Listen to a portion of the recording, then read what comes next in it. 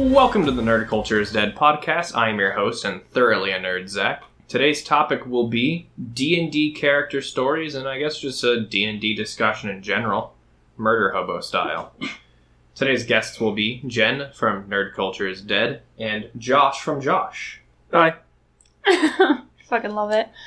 Alright, so today, boys, basically, as Zach said, we're discussing D&D. Not necessarily all murder hobo, just D&D shit in general. I'm going to start us off here. Favorite class and race to play? Go. I have had the most fun playing as a half-elf monk. A little bit of bias here because that was the first ever thing I played. But I played a Way of the Four Elements monk in a Tyranny of Dragons D&D session hosted by, I believe, my friend Jacob from high school. I don't remember his name off the top of my head. It's been a while. He only DM'd for maybe about 8 weeks, and it was a real short campaign, but I have a lot of fond memories of playing that character because I flavored it where all of the spells were fire spells. So that way, whenever I did like a wind blast or something like that, it would be fire instead. Just because we were flavoring it like Zuko from Avatar. Super fun. What about you, Josh? First of all, I want to say I like how your friend Jacob doesn't have a name. Second of all, my favorite class is going to be the fighter. What? It's fighter paladin. I know, I was expecting the paladin. I'm pretty basic. I'm a human fighter. True. It's okay, you're like 80% of D&D players. You get it. It's down to earth. Makes me feel like I'm actually immersed in the character. Yeah, down to Middle Earth, got it. So, I'm sometimes on high earth, maybe low earth. My personal favorite is Big Dumb Stupid. So, Barbarian, any Big Dumb Stupid race really will do. Half-orc, I think, is usually the go-to, but any Big Dumb Stupid, Goliath, or some other shit. There's a reason why you like Grog so much. Yeah, I fucking... Big Dumb Stupid is my heart's desire. Are you okay, Zach? No, I'm slowly dying. Slowly? I've always enjoyed playing classes that pseudo use magic. So, like Ranger, I'm enjoying in our most recent campaign. Monk was a lot of fun. I played a Warlock once, and it was okay. Once it was horrible, never again. My patron did nothing for me. I don't mind playing magic casters, but like I hate first or second level magic casters. I gotta play like something later. Yeah, like having 3 hit points. Oh yeah. It's stubbed in the toe, dies. In the campaign we have now, I have 20 hit points at level 3, and it hurts. Oh, and so she's saying much. that like she has low hit points. Sorry, your hit die is a D6. Yeah. If you were a wizard, it'd be a D4. And that's why I went with sorcerer instead. No, like I don't typically play casters, because the one time I really played a caster, and I may or may not have started a war.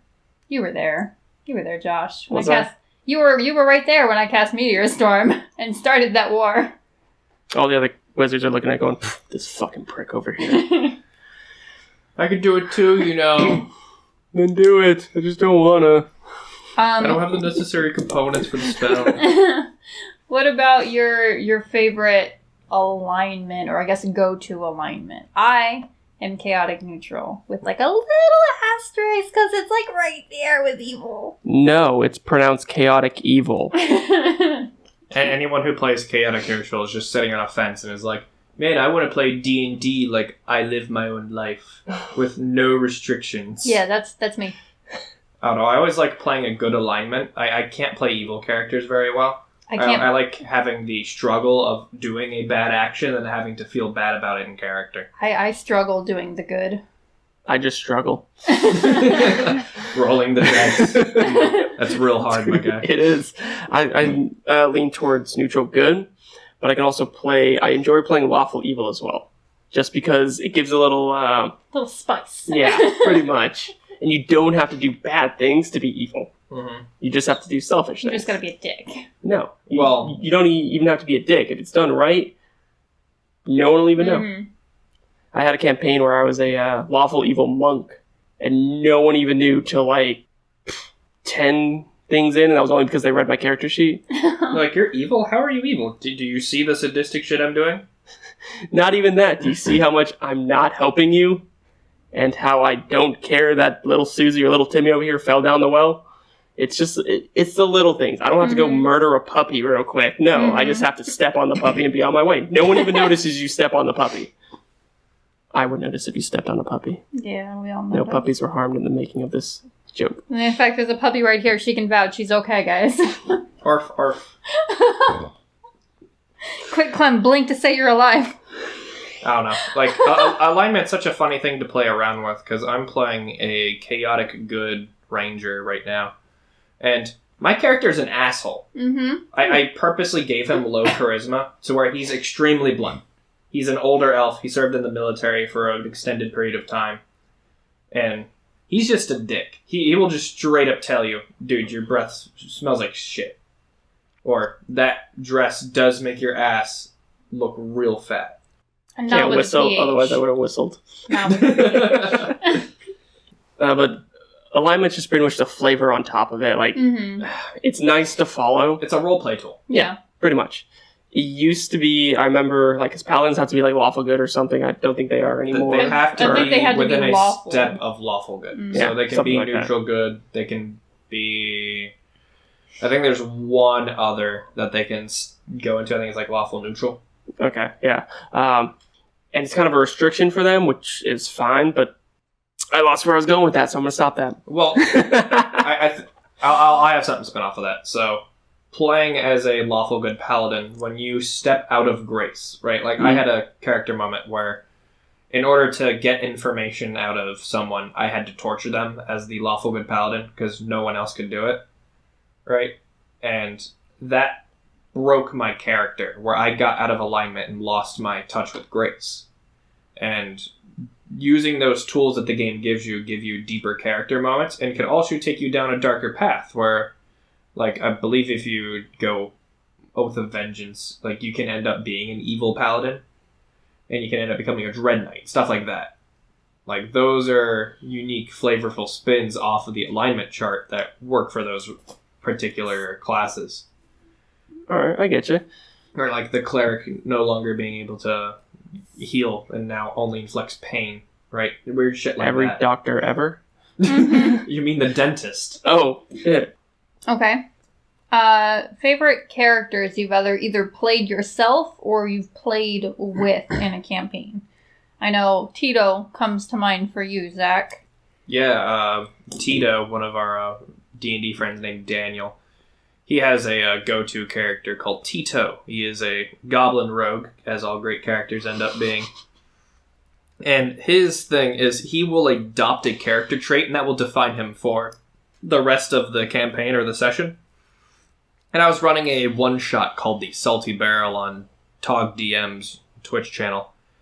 And during which I summoned like 400 velociraptors as the evil DM to, like... We were very drunk by this point, just throwing that out there. Oh yeah, clarification. Salty Barrel is a drinking one-shot. And so I'm putting a shitload of velociraptors outside in Tailspire. And Tito's character then evolved to become a velociraptor wrangler, like Chris Pratt from Jurassic World. And so he started role-playing his character as if he was always a velociraptor wrangler.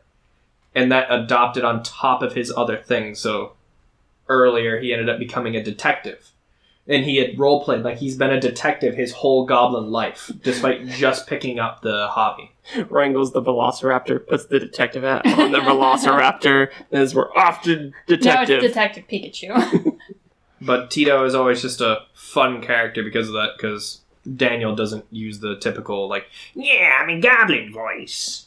He always brings in the deeper, my name's Tito. I'm here to wrangle some velociraptors and eat some nachos.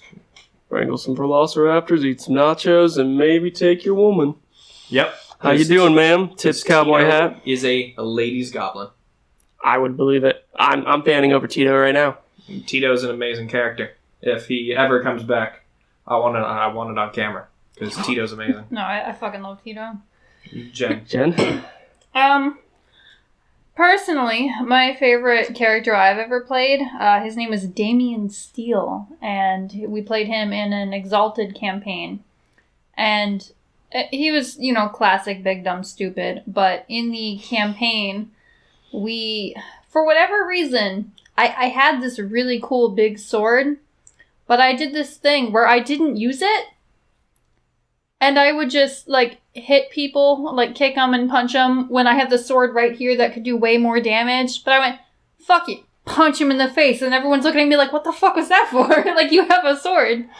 Tavern Brawler is the best feat in D&D. Prove me wrong. I remember playing that campaign with you, and you hit someone. The only time I saw you use that sword is when you hit him with the hilt of the fucking sword. Yeah, that was fun too. But no, I think I got... Because after that, I think, is when I got my Soul Steel sword, which was even better. So every time I killed someone with it, I gained their soul as a shadow that I could then summon with the sword to help me fight. So at some point in the game, we're in mass combat and war. So I'm just going around finishing people with my fucking sword because I'm collect. Pokemon? Yeah. So I collected them all.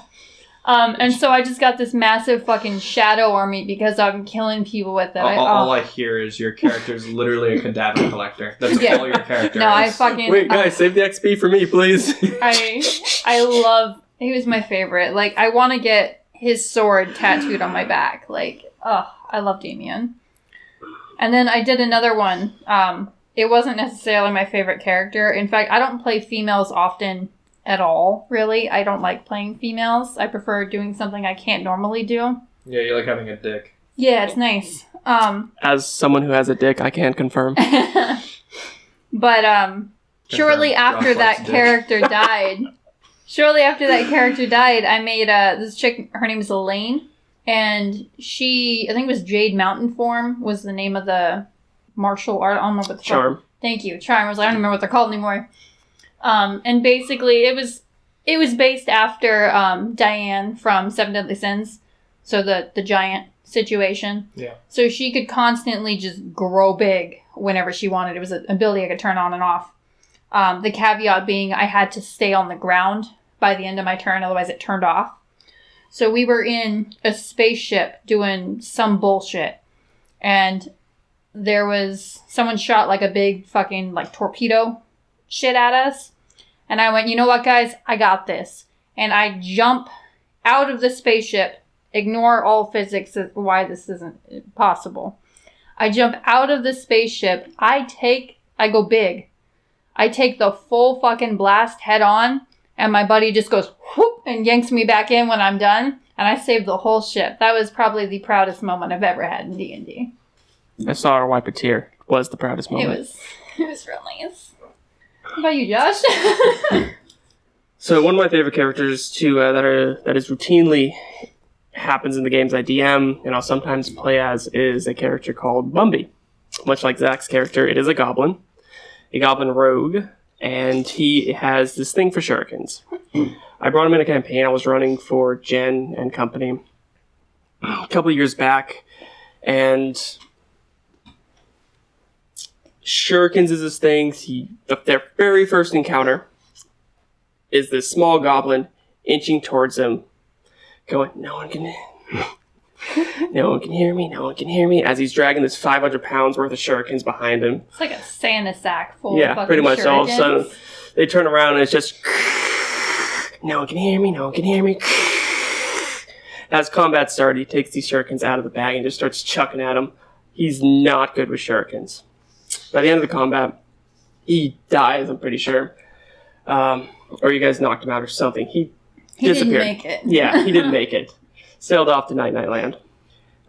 Next encounter they had with him, obviously the bag of shurikens didn't work, so he brings up this 100-pound shuriken.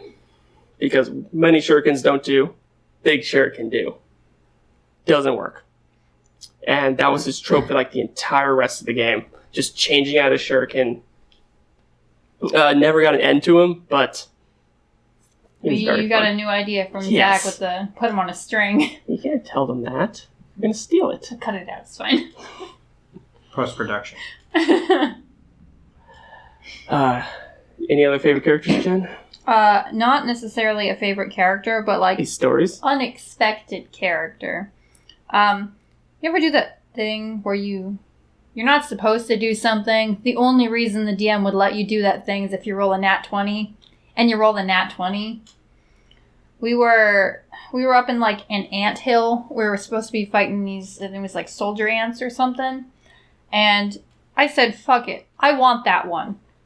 And I'm pretty sure I crit, and I got him, and we named him Phil. And Phil accompanied us through a fair amount of the adventure before I think he eventually died. It would make sense. He wasn't very high level. He was an ant. He was an ant, yeah. Phil died around 2 books later Yeah. in a pre-run campaign. Hey, he made it through a couple books. That's impressive for an ant. It's also impressive I didn't nuke him before. Yeah. We also... I love the nat 20s stories where, like, definitely shouldn't have been a thing, but it turned out to be a thing. I think it was my dad's campaign where we were doing something stupid. We went up to, like, this witch's hut, and we were trying to distract her, and I think I went up and pretended to be a Girl Scout, and mind you, I'm big buff stupid. And so I went up and pretended to be a Girl Scout and sell her Girl Scout cookies, which was just, like, rocks and dirt. And then I fucking rolled a nat 20. And so she bought some Girl Scout cookies off of me. She just felt bad. It was great. I loved it. This retarded person's coming up. Can I say that? You can say whatever you want, man. I fucked up cursing and stuff like that episode 1. Oh, Well, there's a perfect. difference between cursing and then... It's fine. Probably. We'll find out. This special needs kid comes knocking on her door, and she's like, "Go away, please. I don't want to be mean. Cookies." And she just, out of pity, buys it from you. I'll take what I can get. I got some gold off them cookies. the mud pies. What about you guys? You have any stories on nat 1s or nat 20s turning into something horribly wrong or horribly right? So I was a character in this campaign, and there was a house rule to where if you get 2 natural 20s in a row when you're attacking, you instantly kill the attacker. It's not that hard to get 2 natural 20s, I will tell you that, when you're on one of your favorite characters. So, I was playing in the Pathfinder series, a duelist, which invokes attacks of opportunities and all that. And me and Matt, one of my friends, were having a dick measuring contest as to who can hit harder, who's not going to get hit, and whatnot. So our characters went at it a little typical bit. things, Yeah, 100%. That's like every campaign we've ever played together. 100%. So, first hit, what does Matt do?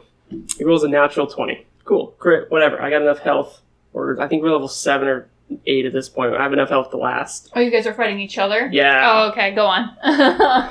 So, rolls a nat 20, rolls it again, natural 20. I look at the DM, he looks at the DM and going, "This is just play fighting, right?" And the DM just looks at us and goes, "Yeah, no, Josh, you get cut in half." And I go, "But he couldn't have hit me! I have a 32 AC. He has, not a 32 hit." Doesn't matter. 2 natural 20s. You're fucked. Yeah, a new right. character. Pretty much. And that character's name was Dexter. My next character after him was Daxter. Well, hey, it's an improvement from Josh. Fair enough. Named all of his characters Josh for like the first 2 years of us It was the existing. first 2, 3, 4. Shut up. You know, I'm surprised I didn't name my new elf Green. Yeah. I always misspell green. Greane intentionally. And then I'll number them. And so, if I were to name this D&D character Green, they'd be Green 17. I think you should name them Elfo.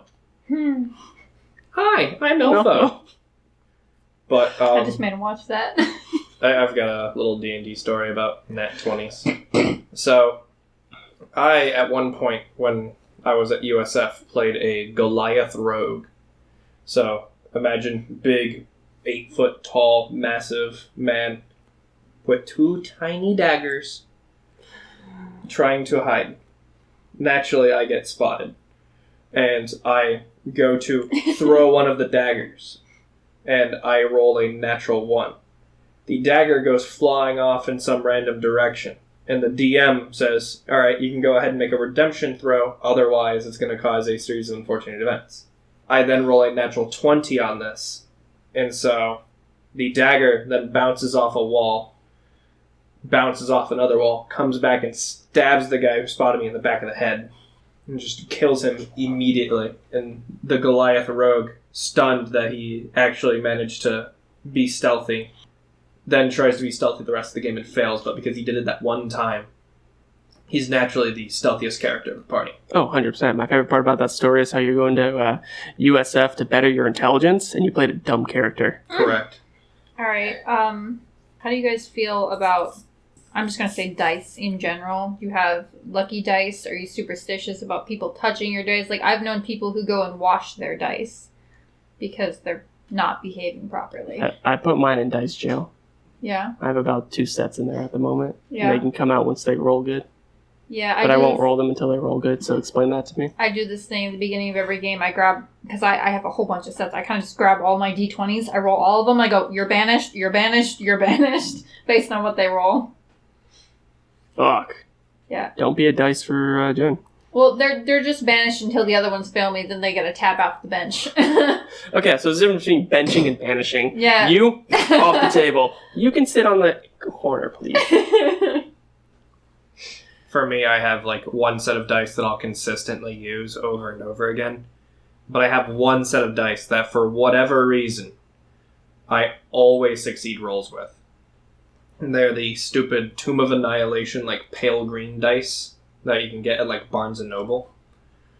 But for whatever reason, anytime I want to succeed a roll, I just roll that 20. Just every fucking time. It's my favorite set of dice to DM with, because I'm like, okay, cool. Alright, he crits. Oh, well, he crits again. Oh, well, shit. You guys are just really fucked. I mean, I'm just rolling really lucky today. Confessions from Zach, he rolls loaded dice. Oh, no, I did the salt test. They're not loaded. They're just real fucking lucky. Tell them about your other loaded dice. I have a set of rainbow dice that I bought, because everyone needs a set of rainbow dice in their life. And I bought these die, and I thought they were rolling real weird. And I did the salt test with them. Turns out they're loaded to naturally fail every roll. It is all of the die, I guess. Apparently red die is heavier than other die. So the weight is concentrated on the 20. So it's supposed to roll and land on the 20, which therefore means 1's going to be the face up, so therefore natural failing dice. But it's like that for all of them. So, like, the D6 will always fail. The D10 will always fail. The D12 will always fail. And it tries to roll the lowest value possible on every single one of the rolls. Just because whoever made the dice didn't know that red die is way heavier than other die. So it's the one dice for you? It's my favorite pair of dice. It's the one dice. So, what is the salt test? So what you can do is, in order to figure out whether a pair of dice are loaded or not, you can make a solution of warm salt water. And I mean, it has to be like really salty. And the whole idea, right, is think of the Dead Sea, right? Water that has salt in it is going to make an object more buoyant.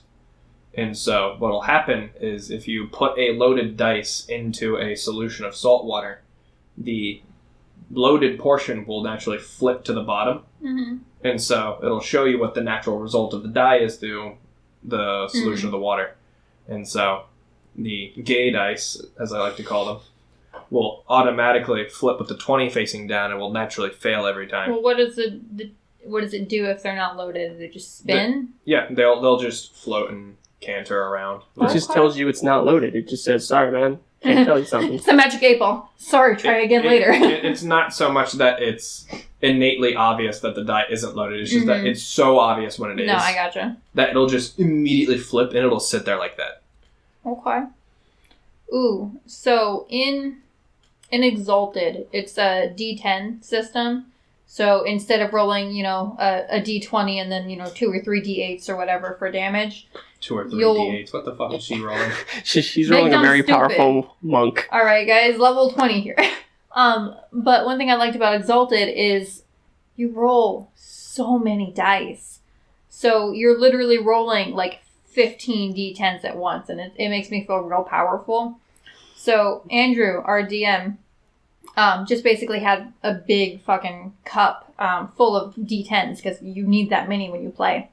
And so he had these one dice that he called the blood dice because the only time those dice would let you succeed anything is if you were hurting something. If you try to do a, like an acrobatics or some shit, fucked. Trash. Can't do it. But if you're trying to kick somebody with the acrobatics check... Yeah, I love the blood dice. I use them all the time. I refuse to roll anything but the blood dice.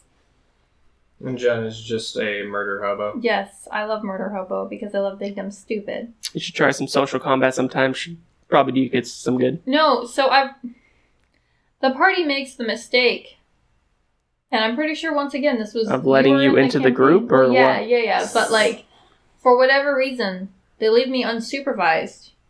And they're like, all right, Jen, it's fine. You got it. You'll go talk to them on this, and we're going to go this, this, and this. And then later you're like, fuck, we sent her off alone. That was terrible. She is unsupervised. This is dangerous. Yeah. I don't think there's a supervisor who will take that job for any amount of money. Having to redact every statement she makes. Yeah, but there's plenty of times where they're like, Jen, you want to pull your punch? I'm like, nah. What's this? What is this pull punching you speak of? You can't pull a punch. You push with a punch. Yeah, there are many poor villagers who did not need to die, but sorry, bro. Confirmed. Sociopath. Someone had to do it. So you guys are DMs to an extent. The extent being that you DM. Yeah, we DM go on. TPKs. Let's talk about that. I let it happen. If a player has died, it is by the actions that they have caused. Therefore, they deserve it. There are situations where a player doesn't need to die. If it's a low-level encounter, right? Sometimes, right, I can justify them not getting killed by a bear. Because, right, sometimes the bear will just leave them to die and then come back later and eat them. Rather than eating them alive right then and there. You're just thinking that way. But if they're in a dungeon and they're facing a demi-lich, the demi-lich is going to make sure you die so he can raise you from the dead later. The shit like that, if you go to 0 hit points and you fail your death save, sorry, you're done. I totally get that, but I feel like there's always got to be an out for the players, though. So whenever I've TPK'd someone, I've always tried to give them an out. Even if it wasn't obvious, even if I let them understand that they can either run away or there's another option available to them. We don't pussy out, Josh. And that's why you died. It's all or nothing. And I get that. It was nothing, but yeah. Because I don't mind killing my players, but I hate killing my players. You keep the character sheets of the players you kill. Don't tell me you don't like killing players. Alright, so you've also got a rap sheet. I do have a rap sheet. It's there to warn other players. I don't know what ever happened to mine, but I had a D&D binder like the one you have, Jen. Mm-hmm. And it was just full of party members I've killed. Yeah, Josh does the same thing. Yeah. I got them all 3-hole punched and just had a stack this thick. Mine are all just sharing a laminated folder or laminated slot. A single sheet protector. Yep, single sheet protector. That's all they deserve. Yeah, they're dead. If I need to bring them out, I'll bring them out. Okay, bringing back characters, either it's a dead character or it's just bringing back Bumby, just random times where you bring in an OP or an original character for something. Okay, so you've actually met the character I bring back because it was my first character, Lamaril Shenhan, the monk. Is that the 4 Winds monk you were talking about earlier? Correct. Okay. So I'll change the subclass depending on the campaign setting, but I bring him back as a mentor character with the entire purpose of him to die for the party to realize the threat. And so they were fighting a dragon called Fatalis in a Monster Hunter campaign. Yeah, I mean... While they're level 5. I could take him. It's and fine. They engaged with him in the BBEG. The what? The big bad evil guy. Oh, okay. So, they're fighting the big bad and a dragon called Fatalis. Yeah. It is the highest level monster in the book. It's CR 35. We're level 5. Go on. Fucking ridiculous, right? So you're saying it's an even fight? Yeah. And they are presented with the opportunity to run. They don't do it. To do what now? Yeah, To run. exactly. What? Huh? You keep cutting out after that one part. So I throw Lamrel in there as a way of showing, like, hey, he's clearly stronger than you guys. He's been the mentor character thus far. He knows what he's doing. He goes in to, like, make a flying kick and gets chopped in half. I thought he was incinerated. No, chopped in half. Immediate kill. Like, there was no roll. It was he's dead. Alright, bye. And then everyone else just goes, oh, fuck. And then I send one of the other characters off with a big ability to, like, throw them off the cliff. And so they get launched, like, miles away and only survive because of their OP power, but are, like, at 1 HP in a forest. It's called Plot armor. Exactly. And Lamrel has always been that mentor character who dies, like, in another campaign. He gets killed by a sandworm where they're traversing through the desert, and there's a part of the map I don't want them to go to yet.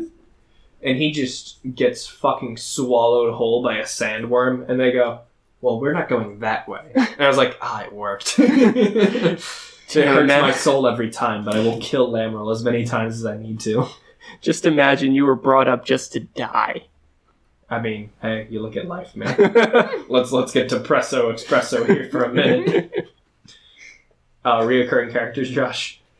I actually haven't had any reoccurring characters so far. They've all, anytime I'll have a campaign, I'll toss in a new character just so I can have a little, something I haven't done before. This way I can have a little different in the situation. What about throwing in someone to come teach him a lesson? 'Cause I know you've done that. Yes. So, Matt again. Very difficult person. Big, dumb, stupid, yeah. Yes. Big, dumb, stupid IRL, or what? Yes. Not really IRL. No. He's pretty smart. Yeah, but he is. But in game, he can be the big, dumb, 100%, stupid. yeah. Like, hey, I'm doing this. Try to stop me. Mm-hmm. And when I'm presented with that situation, and I don't want him doing said thing, I could just tell him no, but then no one's going to have any fun with that. Yeah, you gotta spin it into a story. Correct. So, I brought my very first character I ever made. Josh. Josh, you get it? Josh plays Josh. He does. He's joshing around. Honestly, I play myself too much. What's the difference between a villain and a supervillain? Presentation. There we go. Go ahead. So, and again, before I kill you, I will always give you an out, whether you know it or not. So, there was a guy who enslaved his current character that was still roaming free. And wasn't a plot point I wanted him to address at this point. So I brought my character in after having just met that current guy. You've introduced him. Yes. For later. For later. Full on pretty much Death Knight armor. Scariest guy you can meet. I bump shoulders with him. Tell him, hey, get out of here. Nothing you need in here. I even give him a small intimidation roll. I show him the die roll. Just say, hey, you can't win against this guy because you're not succeeding on any roll for him. He decides to fight him. And again, I'm nice. At least that's what I tell myself. Whatever you have to do to sleep at night. Pretty much. So I hit him once, and they were level 5 at this point, just going on to the next book.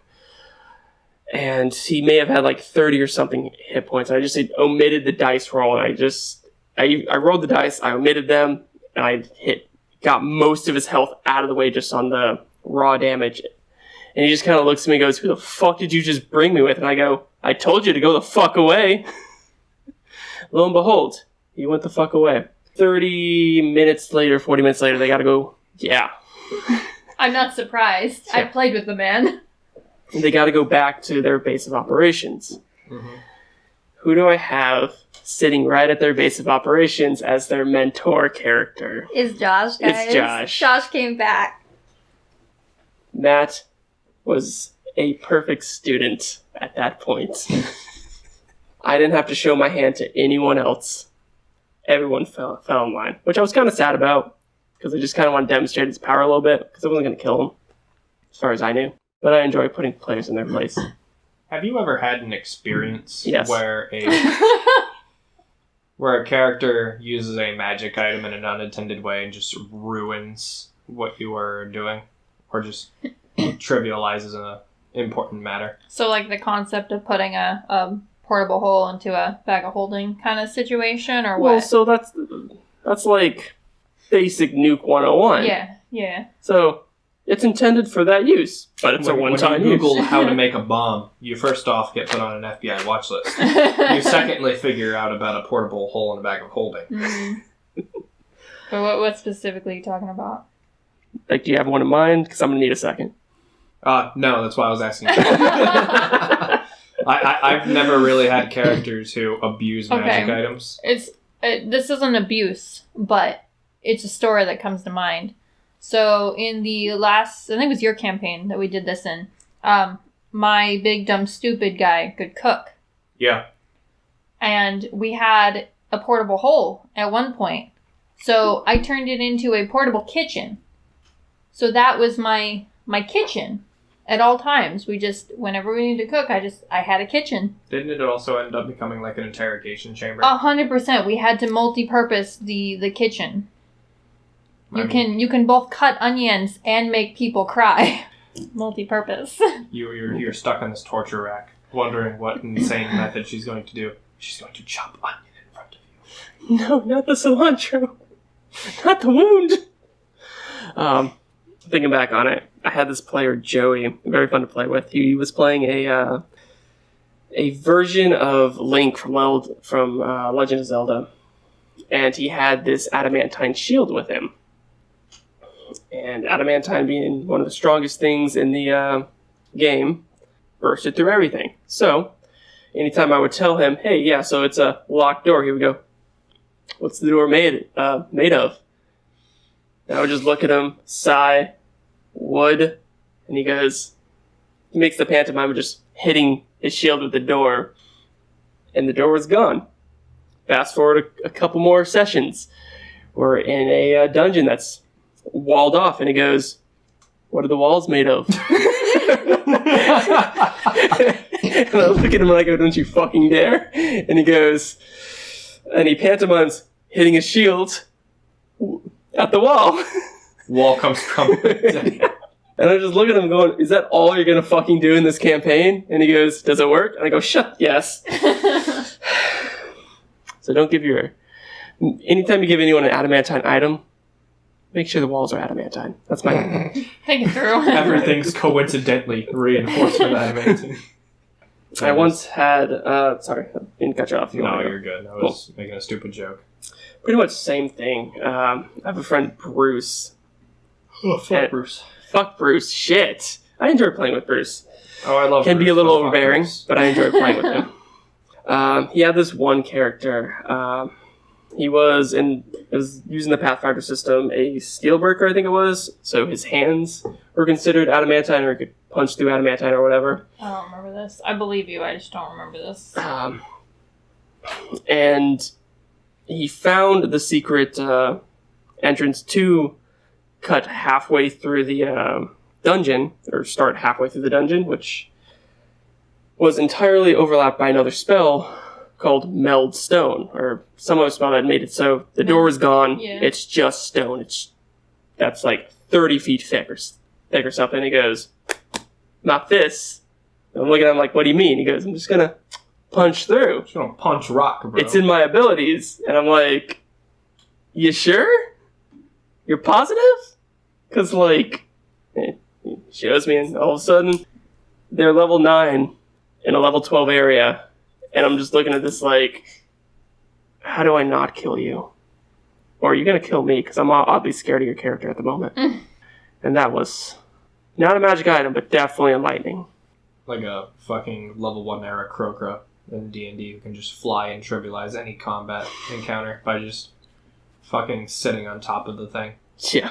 Well, so something kind of similar in, I don't remember what, I want to say Pathfinder, it may not have been.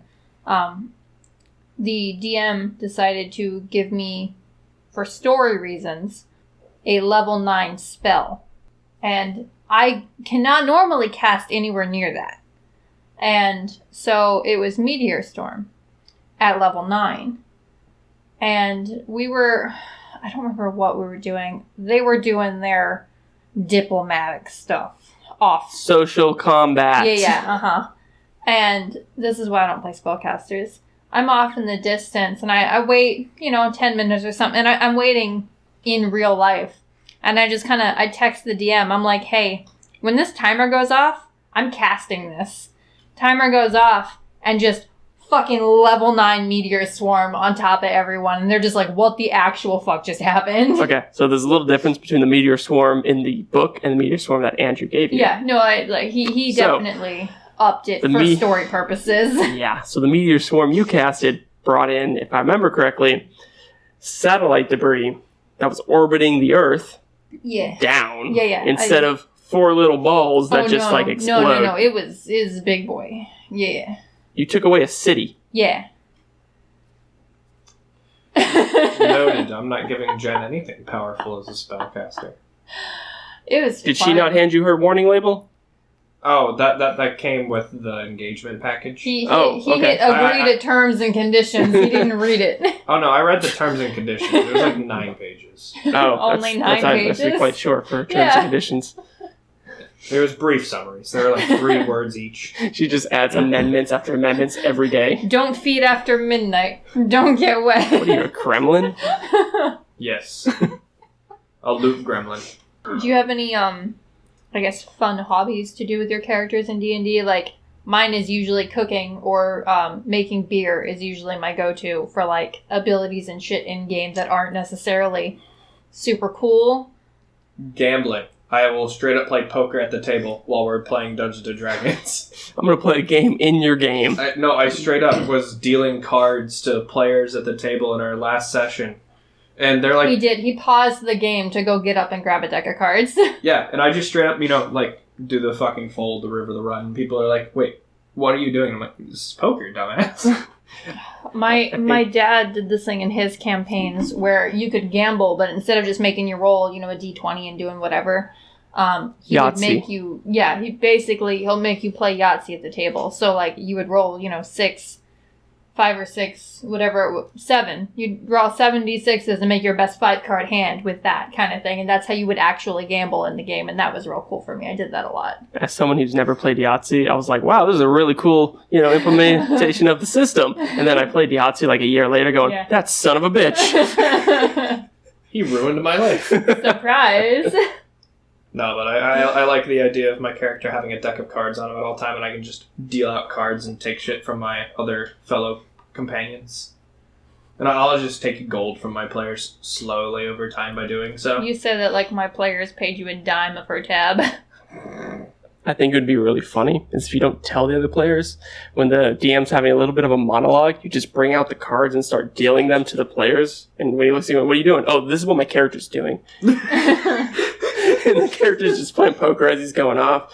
Well, so the big bad evil guy just looks at you going, what are you doing? Oh, I thought you were going to take a while, so... You're monologuing. It's fine. I've got enough for 2 hands. Come on.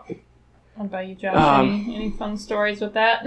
I had this chaotic evil sorcerer, and it wasn't anything instructive. Nothing evil can be constructive. Or I guess it can be, but not for this one. And so his hobby, or downtime we would use it for, would be to be practicing his spells. He's an illusion sorcerer. Yeah. That's the best way to practice illusion. By using illusion. By using illusion. So, he would, various times throughout the day, most notably at night, go and cast illusion spells, creating ghosts, zombies, eldritch horrors in people's houses. What a fucking prick. And when people would run out, the guards would come in, or other people would come in, there'd be nothing there. Maybe have a bank robber in there at some point. No sign of a break-in. No nothing. Nothing's there. There's no way your dude didn't get, arrested for that. Illusion. Invisibility. In the Pathfinder system, when you cast invisibility, as long as you don't do any damaging spells. Yeah, it was like as long as you're not physically hurting anyone. You can cast a different spell, maintain concentration, as long as you don't actually deal harm to anybody. Correct. See, that's stupid. But it didn't affect the game in any way, except for this small town that my Except for character's that- not allowed in anymore. Except for that poor But, village. You know, oddly enough, it stopped when he left, but They couldn't prove it, so. yeah. Yeah, You they can't don't prove have it. You can't prove this in court. Alright, anything else on? How do you guys, as DMs, deal with players who cheat? I killed him. Oh, okay. I just straight up marked him. We had one player who was cheating real bad back at USF. And I just straight up put a pit fiend on top of him when he was like level 6. And I just watched the rest of the party abandon him as he got torn apart by a pit fiend. I used to play with this girl, Ariel, and so whenever she would roll the dice, she would quickly pick it up and tell me the roll. And I hated that. And I couldn't disprove what her roll was because she would pick it up too fast sometimes. Dice are still fucking rolling back. Kind of, yeah. So, first things first, you ask her not to do that. Hey, can you just leave the die so we can all see? She got a little bit better, a little slower with the draw. So, eventually, it got so bad that, again, you just give them unwinnable situations. Where no matter what they're doing, as soon as the dice leave the table, you consider it a natural 1. If I can't see the number, you don't know what you rolled. It's a natural 1. Either that or give them a scenario where when they roll high, it's actually a failure. Ooh, I didn't think of that. So something like that is where you get in a bar fight, right? And you roll a natural 20. And you just knock some guy's head off when the guard come. Stuff like that. He started it, I swear. You can even ask him. No, you can't.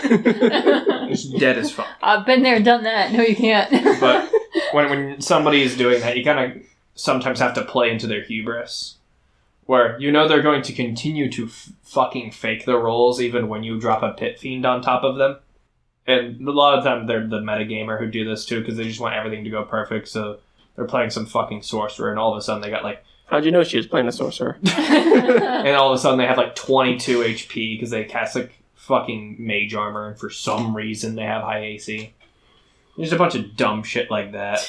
I And they're guess. I'm also proficient in hand-to-hand combat. Oh, yeah. Of course that you are. checks out. I guess follow up. Cheaters in terms of people who go too OP with their characters, I guess is how I'm going to word that. Okay, so... Min-maxers is what you're Thank talking you. about. Yeah, that would be the word. So, playing a OP character is fine, but you have to give other players room to do things. I am scared that my character playing a ranged dex character, right, in the current campaign, I'm playing as a fucking ranger using a bow and arrow primarily, is going to get outclassed by the bard, who just so happens to deal more damage, because bards are OP as fuck. I was about to say, to be fair, it's a bard. So, when you play an OP character, like a bard with the fucking, College of, Blade Song or whatever, where you can casually throw around, 20 damage in a turn with a rapier, it's kind of bullshit when the guy who's using a bow and arrow, maybe hits 10 damage every now and then in a single turn. Mm-hmm. So, I don't know. When you're min-maxing, I figure they're the kind of person who's not doing this, but they should hold their character back. If you want to do something, that's fine, but you gotta let other people in the party do things too, because we're all here to collectively have fun. Yes, so if you do have a min-maxer, it's good for them to tell the other players so that we all can min-max, or we can tell him not to min-max. Because it's fun having an overpowered character. I get it. I like the feeling of just crushing your enemy. Oh, it's so good to crush their balls. But when what? When only one person's doing the ball busting, it makes the other 3 players in the party suddenly feel like their character isn't worth even having. Mm-hmm. Because, the bard can deal more damage than the fighter. Yeah, Can do social stuff better because they're a charisma-based class already. Mm-hmm. So naturally they're going to have high persuasion. But they also have a higher dex than the rogue. Or they have a higher stealth than the rogue, because somehow they have double proficiency and boots of elvenkind. Well, yeah, but that's just something you have to talk to him about. Hey, we notice your character's doing all of this. I'm feeling a little, left down. Is there any way we can swap your character out, or maybe or we can maybe do something? just don't do the thing that you min-max for.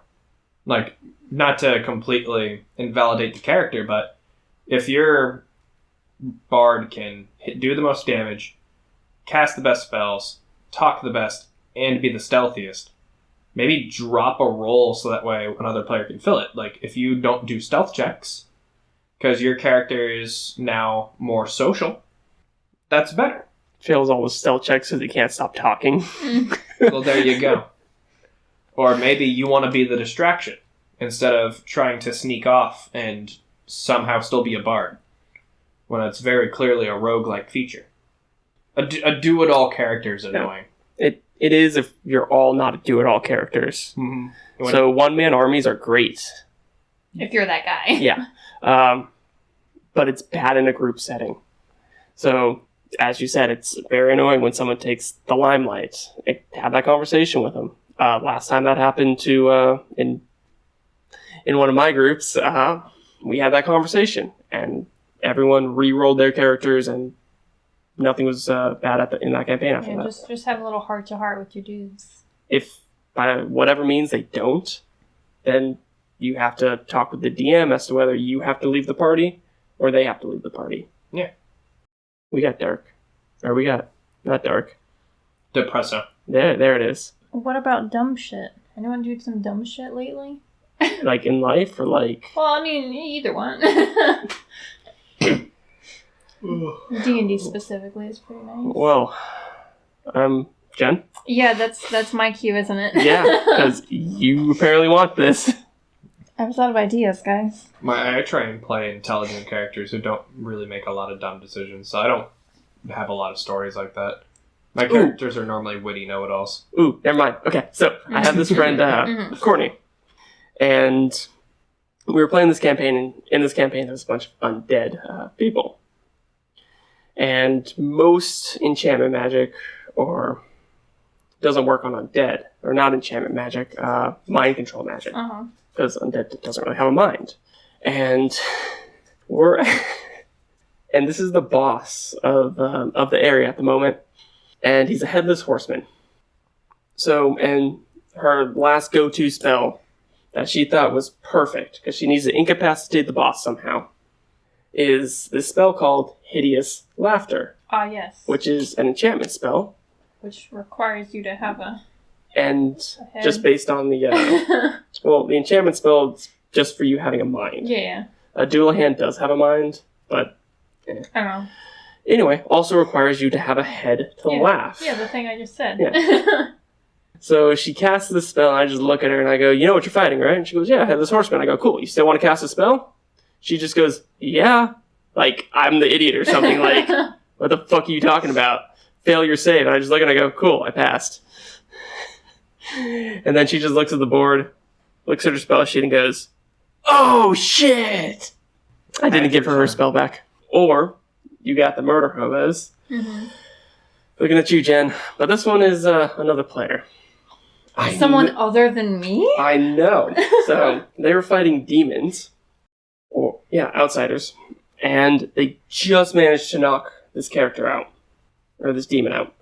And I let them know, cool, it's a smart demon, whatever, you can do what you want. Combat is over. You can either tie the demon up, get information out of him, or do whatever you want. You know, hey, hint, hint, nudge, nudge, information person right here. What does one of my players do? Fucking takes their warhammer and says, nah, I'd prefer it if she was headless. Boom. So there goes that information. Proceeded to kill her in the next game with the information she didn't get. I had a druid who it was basically a pet dinosaur, and we came across another dinosaur of the same kind. So instead of engaging in typical battle, as one would normally do, I said, hold on, what gender's the dinosaur? And it was the opposite gender of mine. So I went, guys, I got this. We all laid back. The two dinosaurs had rough sex until the other one died. We had the cleric was constantly healing my dinosaur to make it happen. Wait, but hold on. It's exactly what that was what the you think entire it is. combat. Yeah. You guys are watching, like, 2 Tyrannosaurs fuck and constantly healing yours. Well, it was a small dinosaur, but yeah. Yeah, 2 yeah. raptors. Yeah, basically. It was great. Until one of them died. Yeah. They had rough sex. Until we killed the other one. So you're smiling. Yeah. Like you're proud of it, but I wouldn't be proud of that. I'm proud of it. I see you guys are face palming, but I'm proud of this. Alright, well, on that note, we're gonna have to end this episode. Oh, on dino sex? Oh, perfect. What better way to do this? Leave it on a high note. Jen, where can you find you and I at? So you can find both Zach and myself on Instagram, Twitch, YouTube, Spotify, Apple Podcast, and Discord, all at Nerd Culture is Dead. I already know. I can't find you anywhere, Josh. No, you can find me in Orlando at the moment. He's currently in my house, so... Lost and cannot be found. Alrighty, guys. Don't roll too many natural 20s or your DM's going to get suspicious. But have a good night, guys. Bye.